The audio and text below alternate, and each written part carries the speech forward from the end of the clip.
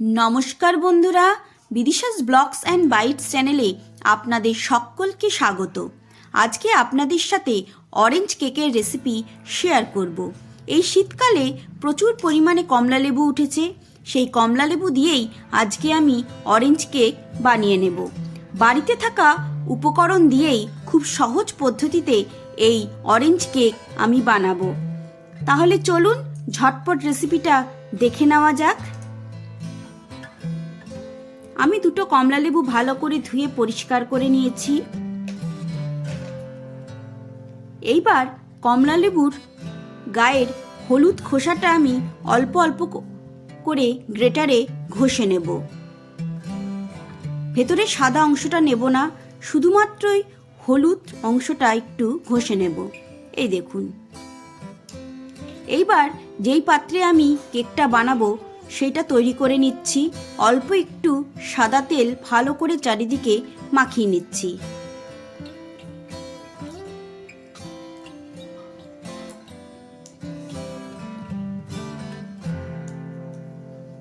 এইবার কিছুটা ময়দা দিয়ে চারিদিকে এইভাবে ময়দাটা লাগিয়ে নেব।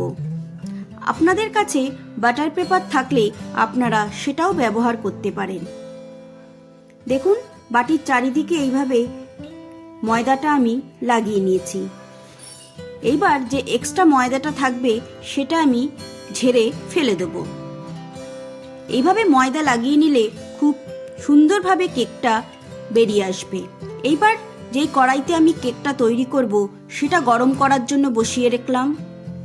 এবার আমি কমলালেবুর রসটা বার করে নেব। দুটো কমলালেবুর কোয়া আমি এইভাবে ছাড়িয়ে নিচ্ছি। তারপর হাত দিয়ে চিপে চিপে আমি রসটা বার করে নেব।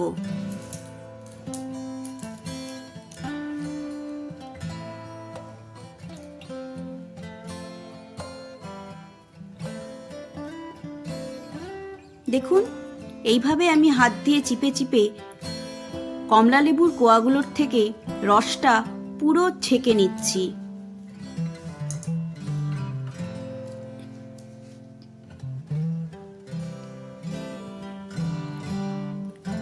দিয়ে দিলাম 1 কাপ চিনির গুঁড়ো। চিনির গুঁড়োটাও আমি একটু চেলে নেব।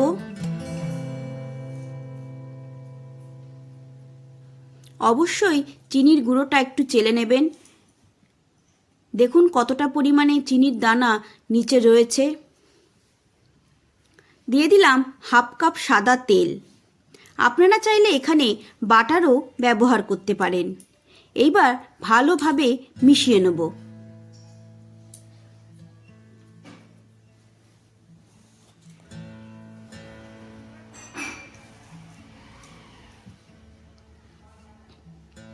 ভালো করে মেশানো হয়ে গেছে। এইবার দিয়ে দিচ্ছি 1 কাপ ময়দা। ময়দাটা আমি 2 ভাগ করে নিয়ে চেলে নিচ্ছি। অবশ্যই ময়দাটা চেলে তারপর ব্যবহার করবেন।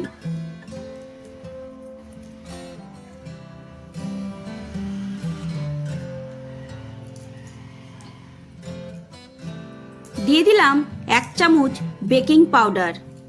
বেকিং পাউডারটাও আমি চেলে নিচ্ছি।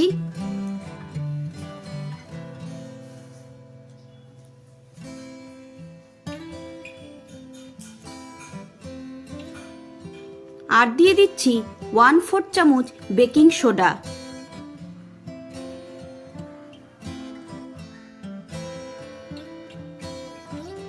মিষ্টিটা ব্যালেন্স করার জন্য দিয়ে দিলাম খুব সামান্য পরিমাণ নুন।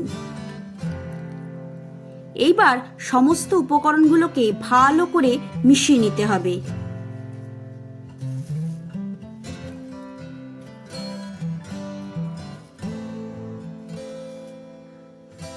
খুব ভালো করে মিশিয়ে নিতে হবে যাতে ব্যাটারের মধ্যে কোনো লাম্পস না থাকে। দেখুন, ব্যাটারটা আমাদের অনেকটাই ঘন হয়ে গেছে। এইবার অল্প অল্প করে আমি দুধ অ্যাড করব।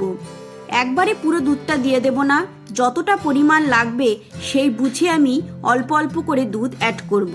প্রথমেই আমি 3 চামচ মতো দুধ দিলাম। এইবার দিচ্ছি 2 চামচ মতো দুধ।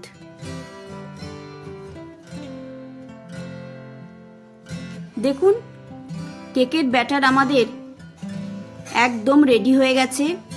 এইবার আমি এই ব্যাটারের মধ্যে অ্যাড করব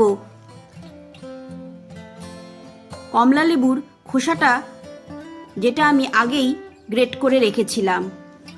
আবারও একটু ভালো করে মিশিয়ে নিচ্ছি। অরেঞ্জ কেক বানানোর জন্য আমাদের ব্যাটার একদম রেডি হয়ে গেছে।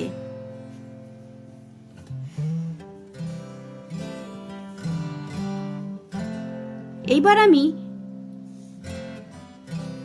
ব্যাটারটা কেকের বাটির মধ্যে ঢেলে দিলাম।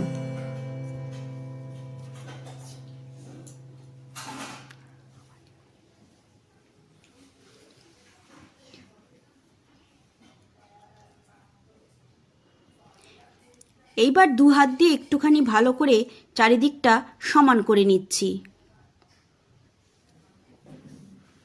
এদিকে আমাদের কড়াইও গরম হয়ে গেছে। এইবার কেকের বাটিটা আস্তে করে মাঝখানে বসিয়ে দিলাম।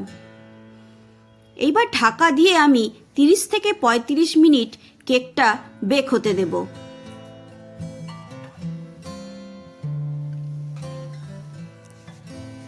তিরিশ মিনিট পর আমি ফিরে এসেছি। একটা টুথপিক দিয়ে আমি একটু চেক করে নিচ্ছি। দেখুন মাঝখানটা এখনো একটু নরম আছে, তাই ঢাকা দিয়ে আরো 5 মিনিট আমি বেক করতে দিলাম। 5 মিনিট পর আবারও ফিরে এসেছি।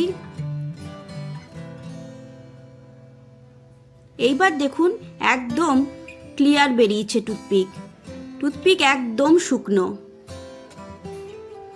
টোটাল 35 মিনিট সময় লাগলো কেকটা বেক হতে। এবার কেকটা আমি পুরোপুরি ঠান্ডা হতে দেব।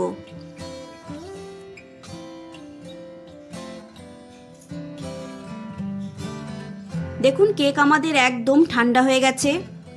এইবার ছুরি দিয়ে প্রথমে চারপাশটা একটুখানি ছাড়িয়ে নেব।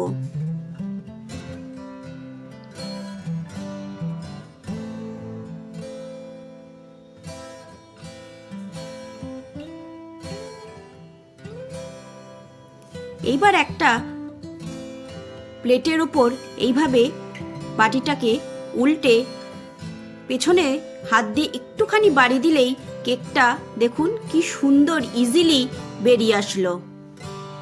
কতটা সুন্দর,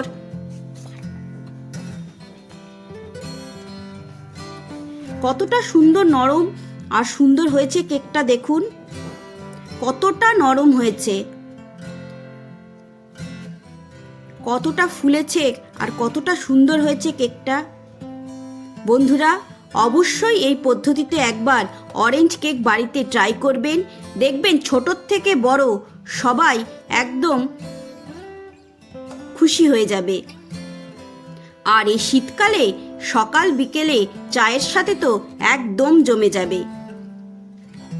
তাহলে বন্ধুরা রেসিপিটা আপনাদের কেমন লাগলো অবশ্যই আমাকে কমেন্ট করে জানাবেন। ভালো লেগে থাকলে একটা লাইক করবেন, বন্ধু ফ্যামিলি মেম্বারদের সাথে শেয়ার করবেন। দেখুন কেকটা কতটা স্পঞ্জি হয়েছে আর কতটা সুন্দর হয়েছে। আবারও আপনাদের সাথে দেখা হবে নতুন রান্নার কোনো রেসিপি নিয়ে। সবাই ভালো থাকবেন, সুস্থ থাকবেন।